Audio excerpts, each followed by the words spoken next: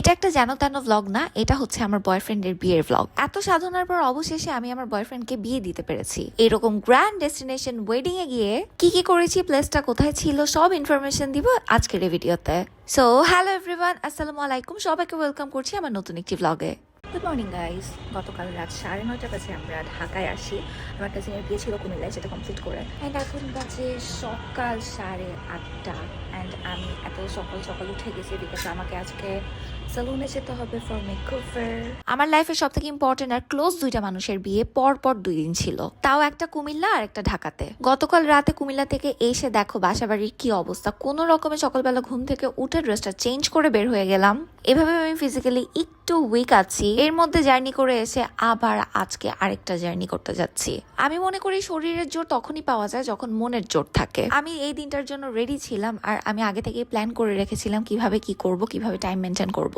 Bride আর আমি glowing goals by এশা থেকে makeover নিয়েছি, সেটার ডিটেলস অলরেডি আমি আরেকটা ভিডিওতে দিয়ে দিয়েছি। তবে এই ব্লগে ইন ডিটেলস অনেক কিউটেস্ট পার্ট তোমাদের সাথে শেয়ার করব। এই যে আমাদের গ্রুম তার ওয়াইফের জন্য অলরেডি এসে দাঁড়িয়ে আছে। এদিকে ব্রাইড রেডি হয়ে ছবি তুলছে আর তার হাজবেন্ডকে অনেকক্ষণ দাঁড়া করে রাখছে। ভাই একটুকু মাইন্ড করে নেই, অনেক সুইট মাশাল্লাহ। আরেকজনের কথা বলছি, এই যে আমি রেডি হচ্ছি, আমার হাজবেন্ড কিন্তু নিচে অলরেডি 15 মিনিট ধরে দাঁড়ানো। এরপরে এই ভিডিওটা তো তোমরা দেখছোই আমাকে কিভাবে প্রশংসা করেছে। সুন্দর মেয়ে, সুন্দর লাগতেছে। হ্যাঁ। এরপর এই যে আমরা সবাই রওনা হয়ে যাই, আমরা অলরেডি অনেক লেট। এর মধ্যে আমাদের যেতে হবে শাওয়ার, মানে আজকের প্রোগ্রামটা শাওয়ারের একটা রিসোর্টে। ব্রাইড আর গ্রুমের সাথে গাড়িতে আমরা সব ফ্রেন্ডরাও একসাথে ছিলাম। এই যে নীলার বিয়ে, আমি পিছনে অনু সাইমা, আমরা সবাই স্কুল ফ্রেন্ড। নীলার বিয়ে নিয়ে আমরা সবাই অনেক বেশি এক্সাইটেড ছিলাম। কুমিল্লায় আমার বোনের প্রোগ্রামে থাকার কারণে নীলার বাকি প্রোগ্রাম হলুদে আমি অ্যাটেন্ড করতে পারিনি, তাই শত কষ্ট হলেও আজকের এই প্রোগ্রামটা আমি কোনোভাবে মিস করতে চাচ্ছিলাম। গাড়িতে যেন কোনো ঝাঁকি না লাগে, দ্যাটস ওয়াই আমি সামনে বসি আর পিছনে বসে বসে আমার জামাই ঘুমাচ্ছে। আর এই সিনটা দেখে আমার এত হাসি পাচ্ছিল। এনিওয়ে, বিকাল 4টা বাজে ফাইনালি আমরা পৌঁছে গিয়েছি ভ্যানুতে। এটি শাওয়ারের একটি রিসোর্ট যেখানে আমি ফার্স্ট টাইমের মতো ভিজিট করতে আসছি। নাম হচ্ছে কটেজ হাউস। 4টা বাজে বিয়ে খেতে এসেছি। বইয়ের আগে আমি এন্ট্রি নিলাম গাইস। ওরা এগুলো দিয়ে কি করবে? সারনি তো থাকবে না। সুন্দর করে লাভ হবে না। আহারে কষ্ট লাগতেছে।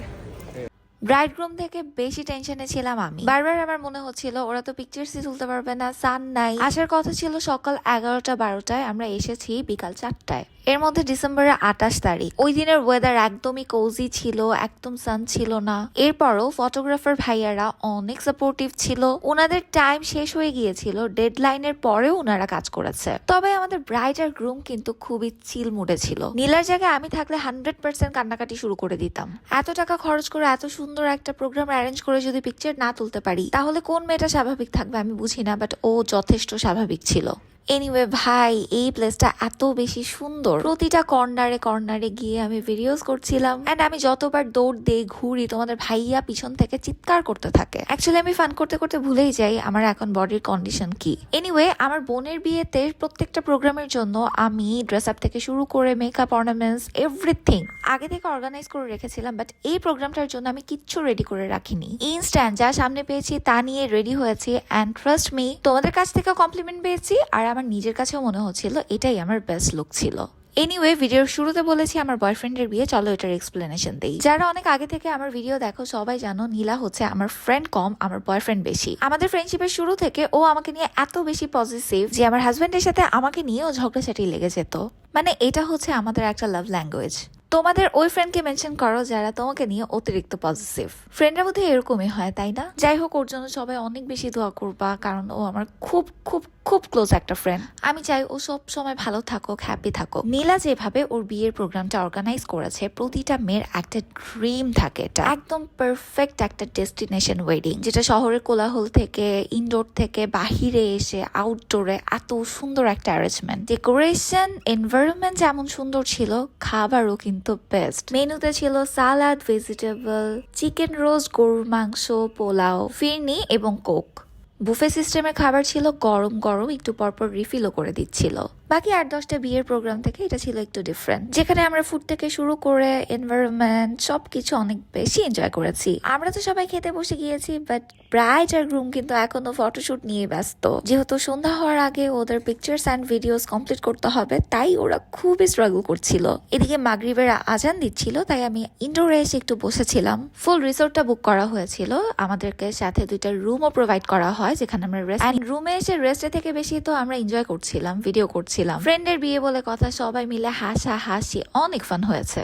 এখানে দেখো তোমাদের ভাইয়ার এক্সপ্রেশন, মানে জোর করে ভিডিও করতেছে আমার সাথে। চলো দ্য কটেজ হাউসের রাতের ভিউটা দেখাই।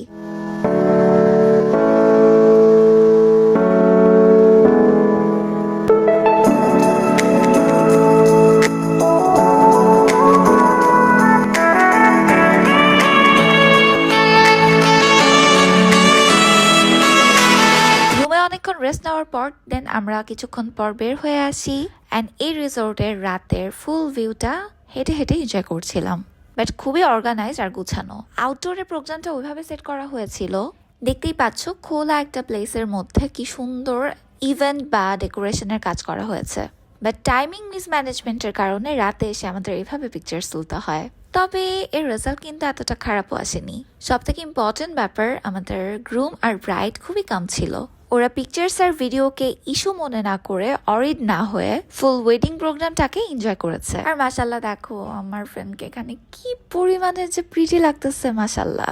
সব ফর্মালিটি শেষে অ্যাট লাস্ট ওরা খেতে বসেছে অনেক রাত করে। সবাই নতুন কাপলটার জন্য অনেক বেশি দোয়া করবা, যেন ওরা সব সময় অনেক বেশি হ্যাপি থাকে, ভালো থাকে।